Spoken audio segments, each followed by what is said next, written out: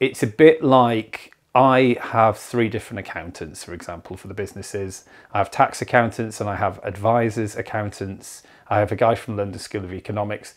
All sounds like it costs me a fortune. Effectively, they save their own fee. And it's a bit like what Alan does. So I think effectively he's making us more efficient and effectively he's saving his own fee. So look at it as an essential service as part of your business in future.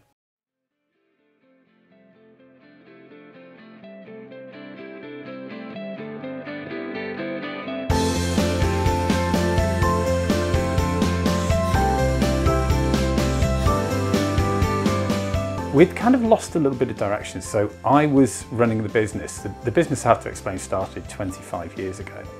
And I had taken over the managing directorship of the business in 2017. And my business partner, who is absolutely brilliant, I've got to say, hello Dave, very, very technical, but we both felt that we needed a little bit more coaching, a little bit more mentoring, a little bit more commercial steering to where we wanted to go with the business.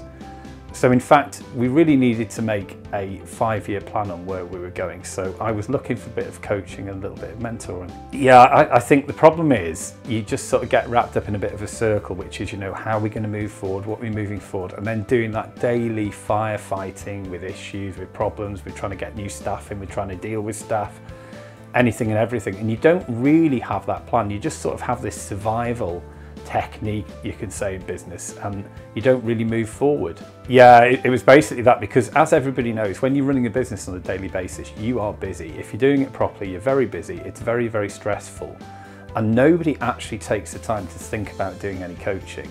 Whereas actually I'm in a kind of lucky position, because my wife also does a little bit of professional coaching in a very different way to what Alan in fact does.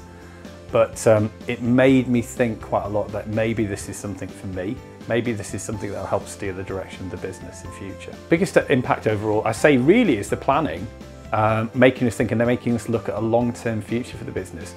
And also one of the things which kind of had struck me at the beginning of the business that Alan's really pushed upon is renewable income. So for example, we've gone more into doing technical support on renewable income contracts. So we've got rolling contracts every month now with hundreds of clients, which, you know, once you can see that really does boost the business. You know, it's something that in business is ever evolving, clearly, but when we go from week to week, we re-examine those goals, but we're still aiming for the main goal, which is for me to make loads of money and retire. Now Alan will literally jump on everything I've said the week before. He's written it down, says to me, what have you done this week? What do you feel like talking about? What do you need to, and it's almost like sometimes I feel like having a therapy session as well, because I can't go and scream at my fellow directors, really. I'm not that kind of a guy. But Alan and I will talk it through if there is a point that I'm going to scream at the directors, so that really helps me. I think the turnover has definitely increased about 20% since we've started with ActionCOACH. And we've actually, more to the point, we've had to go through COVID, we've had to go through Brexit, and our staff team, I think when I started with ActionCOACH was only 4 people, we've now got 11. Profitability, definitely, because I've realised a couple of things, which is some of the fundamentals, again, of ActionCOACH, which is cash in the bank, not with the customers, and that's made a huge difference to our turnover as well. We're moving on to other projects really now, so the main core business is working pretty well, so we're moving on to diversification. So last year, for example, we set up a training centre. Now I'm going on to set up electric vehicle and battery testing centres throughout the UK. What Alan actually says to me as well, you need to take some time off. That's part of your plan. And again, for someone who runs small businesses, that's never part of the plan. You don't really think about that. You actually think to yourself, and this is usually the mindset of a small business owner, I'll do the time off when I've made the business successful. And actually that's the reverse of what you should do. You should have a bit of time off, have a bit of step away to get the business running properly.